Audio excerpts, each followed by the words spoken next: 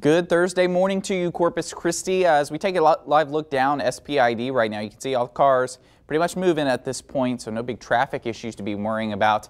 Through this camera shot, we've got the blue sky though, and the sunshine is going to be sticking around for a good majority of us today. Look at the temperatures outside. We're 78 already in Corpus Christi, already in the 80s though for some of those coastal locations, and these temperatures are all headed up to the 90s by later this afternoon. In fact, statewide, we're dealing with a ton of heat advisories and even an excessive heat warning shown for this area here in pink. That is where the heat is really expected to be intense, with those actual air temperatures getting above 105 degrees. For those of us in the orange, that's the heat advisory, and that does now include Corpus Christi. That feels like temperature, so that's once you factor in the humidity, it's going to feel like 110 to 115 degrees for us today. We're going to also watch heat illness set in very quickly when it gets that hot.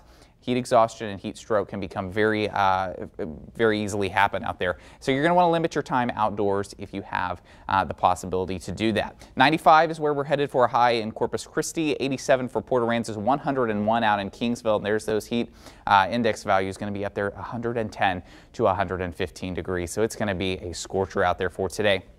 High pressure is planted over the desert southwest right now, but it moves over Texas by this weekend, which is going to jack the temperatures up just a little bit further. Then as we get into Monday, it really expands and intensifies over us, which is going to keep the dangerous heat around. I think maybe our hottest days are going to be about Sunday into Monday. We're also going to watch this area of low pressure, though, over the eastern United States.